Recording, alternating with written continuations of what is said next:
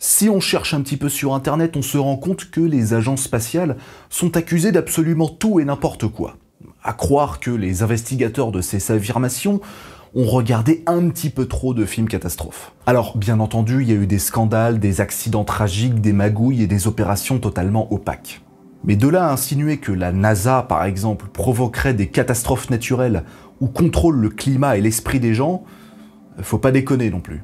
Mais qu'à cela ne tienne, aujourd'hui je vais vous raconter comment est-ce que la NASA a provoqué un tremblement de terre. Mais ils pouvaient pas savoir, ils l'ont pas fait exprès. Déjà, c'est quoi un tremblement de terre? Aussi appelé séisme, c'est une libération d'énergie qui s'est accumulée dans les roches de la croûte terrestre. Cette fracture des roches se traduit par des vibrations dans le sol et la création de failles. Certaines d'entre elles existent déjà depuis des centaines de millions d'années et représentent les frontières entre les différentes plaques tectoniques. C'est aussi pour cette raison que vous avez plus de chances d'avoir un séisme dans une zone sensible qu'au fin fond du Groenland. Je synthétise évidemment parce que je pense que vous savez tout ce que c'est un tremblement de terre. Il y en a aussi en France métropolitaine, tous les jours, tout le temps. Et je parle même pas des dom-toms aux Caraïbes ou dans l'océan Indien qui se trouvent sur des points chauds, des volcans ou à cheval sur deux plaques tectoniques. Mais est-ce que des humains peuvent provoquer des séismes? Techniquement, oui. C'est parfaitement possible. Il suffit juste de concentrer un maximum de gens dans un endroit, de provoquer un mouvement de foule et de créer des vibrations qui vont résonner dans le sol. Par exemple, le 27 février 2016, un groupe d'étudiants en géologie de l'université de Leicester en Angleterre détecte une secousse sismique de magnitude 0,3. C'est extrêmement faible, mais détectable par les appareils sismologiques, bien plus sensibles que la perception humaine. Il se trouve que l'épicentre de cette secousse s'avère être le stade de foot de la ville, parce que Leicester City a remporté un match à la dernière minute face à Norwich, faisant donc chavirer de bonheur les 35 000 spectateurs venus assister à la rencontre. L'accumulation d'énergie s'est dirigée vers le sol et crée des vibrations détectables par les sismographes. Richard Hoyle, un des étudiants, confirmera qu'un pic d'activité a été détecté à chaque rencontre. Les mecs, ils ont provoqué, sans faire exprès, des micro-tremblements de terre. Et ils ont été champions d'Angleterre la même année. C'est probablement l'une des histoires de séisme les plus insolites qui existent. Et j'aime le foot. Mais si des gens entassés dans un endroit tapant du pied peuvent générer des secousses dans la surface et faire vibrer les roches, qu'en est-il des machines industrielles? Eh ben elles font beaucoup mieux que ça. La sismicité artificielle est l'action de créer, volontairement ou non, des séismes dus à l'activité humaine. Et c'est malheureusement souvent lié à des catastrophes. Et ouais, pensez simplement à un forage sous terre qui foire, ou bien une mine ou un barrage qui s'effondre. Je peux vous garantir que ça fait mal. Et l'industrie du spatial n'est jamais très loin quand il s'agit d'expérimentations de ce type. Et s'il y a bien quelque chose qui fait vibrer le sol, ce sont les lanceurs. Les fusées possèdent les moteurs les plus puissants jamais créés par l'homme, au vu de la rentabilité de leur poussée qui est phénoménale. Elles sont toutes soumises à une contrainte majeure, la pesanteur terrestre. Il faut pouvoir s'arracher de la Terre et aller en orbite autour de celle-ci à 7 km par seconde minimum. Et pour ça, il faut des moteurs capables de faire décoller du sol des charges de plusieurs centaines de tonnes.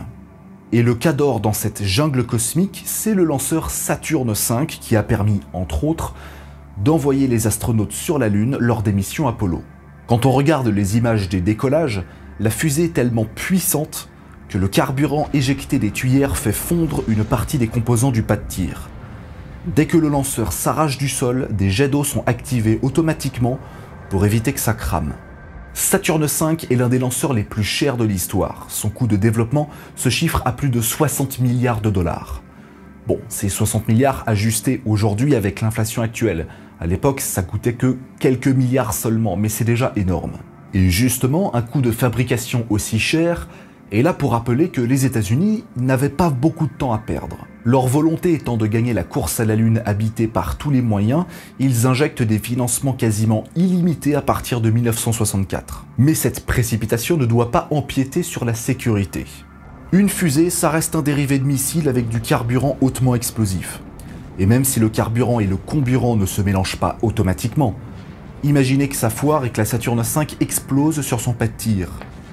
C'est déjà arrivé chez les concurrents directs avec la fusée N1, et ça a été une belle catastrophe. La NASA met donc au point une batterie de tests pour voir si tout est en ordre. Le but est de vérifier étage par étage si l'ensemble fonctionne correctement, et c'est une étape cruciale pour avaliser la suite du programme Apollo.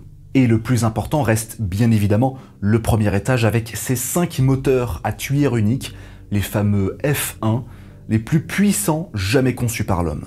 Le tout premier test est effectué à la verticale, donc avec le premier étage debout, au Marshall Space Flight Center en Alabama. Il ne dure que 6,5 secondes et génère 7,5 millions de livres de poussée. Ouais, parce que les ricains, ils utilisent le système impérial.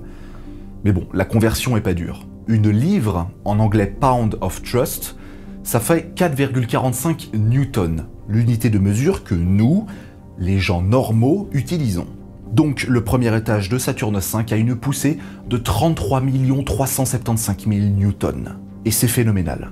Le projet devient tellement massif que le gouvernement américain est obligé de délocaliser le site de test et d'en construire un nouveau de A à Z. La puissance de la Saturne V est telle qu'ils doivent établir une base sécurisée juste pour checker si tout va bien et s'assurer que le programme Apollo part sur de bonnes bases. Elle se trouve dans le comté de Hancock, au Mississippi. Il s'agissait à l'époque du 2e plus grand projet de construction des États-Unis. Rien que ça.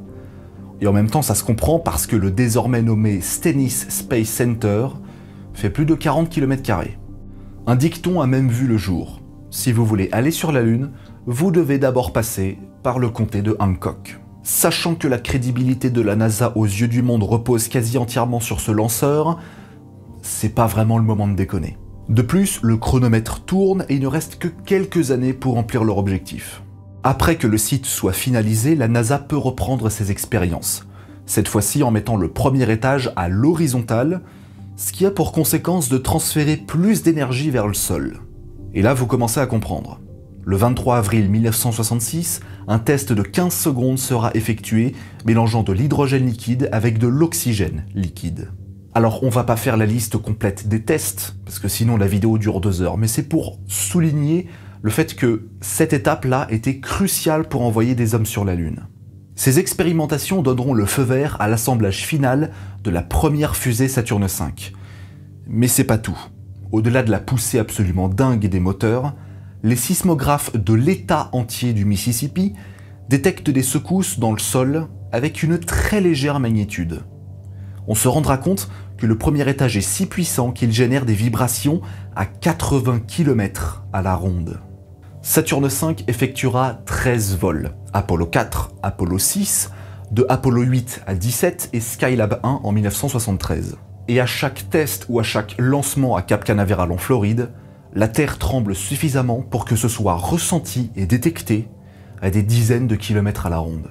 Et c'est pas pour rien si les lancements de fusées ne sont accessibles au public qu'à plusieurs kilomètres de là.